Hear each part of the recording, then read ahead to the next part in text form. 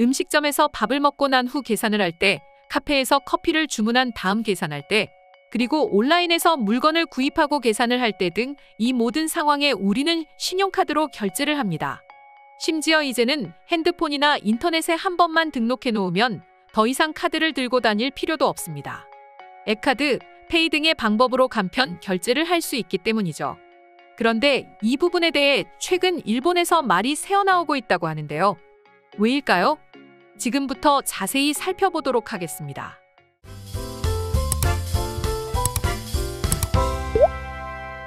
우리나라에서 신용카드가 본격적으로 성업하기 시작한 것은 1987년 신용카드업법이 제정되면서부터입니다.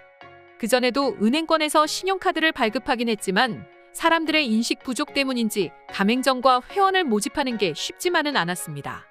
그러다 신용카드업법이 제정되자 은행은 물론 대기업에서도 카드사를 내놓고 발빠르게 신용카드 시장에 뛰어들었습니다.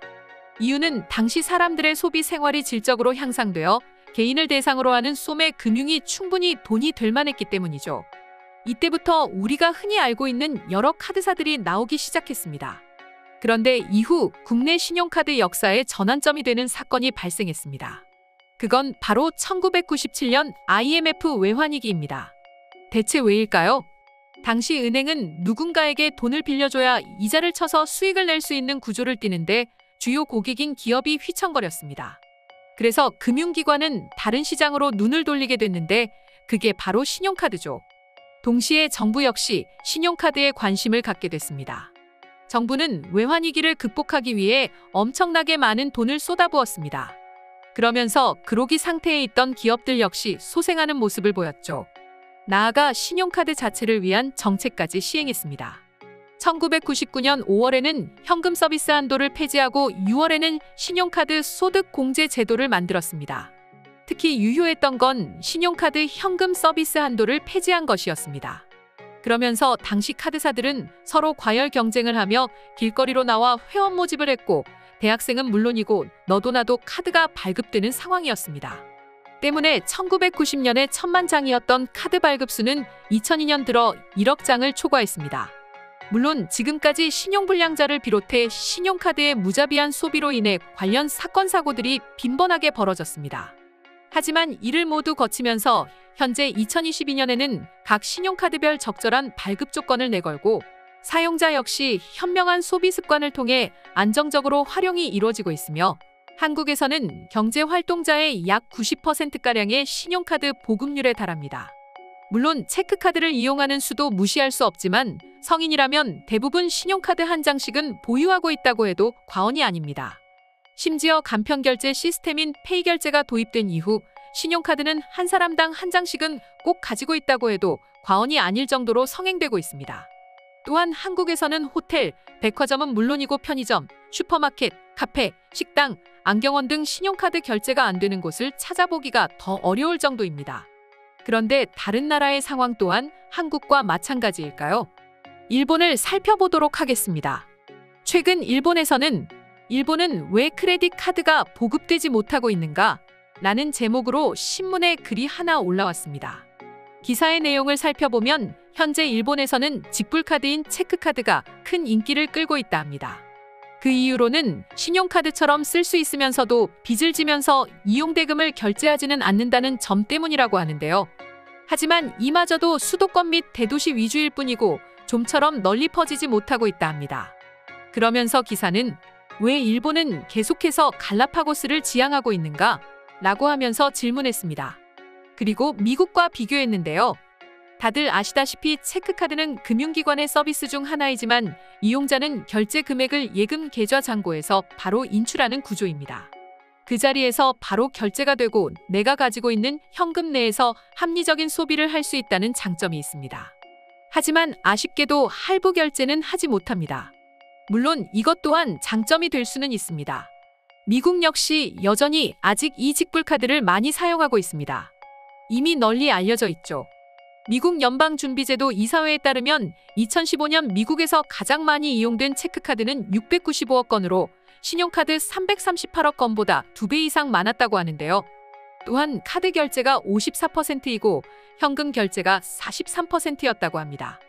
카드를 구체적으로 보면 체크카드가 30%이고 신용카드는 24%였다고 합니다. 반면에 일본 크레딧 협회에 따르면 17년에 개인 소비에서 차지하는 체크카드의 이용 비율은 영국 44%, 프랑스가 37% 등으로 높았으며 유럽에서는 결제의 주역이었다고 합니다. 이에 비해 일본에서는 같은 시기에 0.4%로 거의 이용되지 않고 있습니다. 그러나 국제결제은행 통계에 따르면 일본의 체크카드 발행 매수는 4.4억 장으로 미국의 3.2억 장을 웃돌았다고 합니다.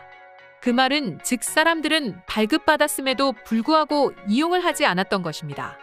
대체 그 이유는 무엇 때문일까요?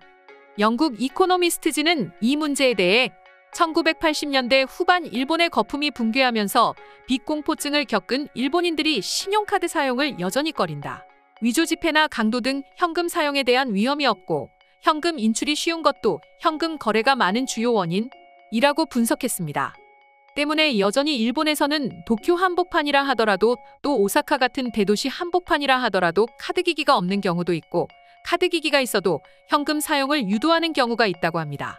물론 과거의 기성세대는 전혀 불편함을 겪지 못하고 있지만 SNS, 유튜브를 통해 한국 사회의 일상을 들여다본 일본의 MZ세대들은 자신들의 생활에 굉장히 불만을 표하고 있습니다. 일본은 한국의 삼성페이와 마찬가지로 애플의 애플페이가 상용화되었지만 제대로 된 사용도 불가한 곳이 많다고 합니다.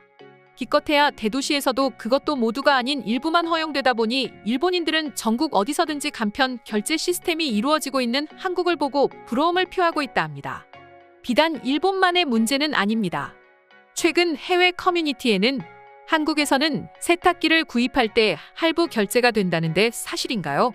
라는 제목으로 글이 하나 올라왔고 댓글에서는 여러 나라에서는 신용카드는커녕 체크카드의 이용도 어려운 경우도 있고 신용카드 할부 결제를 하기 위해서 여러 가지 조건을 부합해야 하는 경우가 많다. 그런데 한국에서는 카드 발급이 되어 있다면 언제든지 얼마든지 한도 내에서 이용할 수가 있다. 그런 점은 너무 부럽다. 라고 하면서 한국을 부러워하고 있었는데요. 이처럼 한국에서는 이런 신용카드 인프라가 전국에 걸쳐 다 깔려 있습니다. 하지만 일본은 물론이고 여전히 세계 여러 나라 그중에서도 우리가 다 아는 선진국 나라라고 하더라도 이렇게 한국처럼 카드 결제가 자유롭지 못한 나라들이 많습니다. 때문에 외국인들은 한국에 왔을 때 이 점에 크게 놀라곤 합니다. 그럼 지금부터 일본인들과 외국인들의 한국 신용카드 결제 문화를 보고 어떤 반응을 보이고 있는지 자세히 살펴보도록 하겠습니다. 일본에서는 이제 플로피 디스크가 없어졌습니다. 신용카드는 구경을 해본 적도 없습니다. 저 통계는 도대체 어디서 나온 건지 모르겠네요. 직불카드는 어디든 있습니다. 저도 가지고 있는걸요. 그런데 사용할 수 있는 곳은 거의 없다시피 합니다. 편의점에서도 안 된다고요? 하지만 아무리 직불카드라 하더라도 난 믿고 사용할 수가 없어. 일단 난 기계를 믿지 못하거든. 일본의 IT 시스템은 세계 최하위 수준이다. 그리고 종종 해킹당했다는 소식이 들리잖아. 어떻게 믿고 이용하겠어?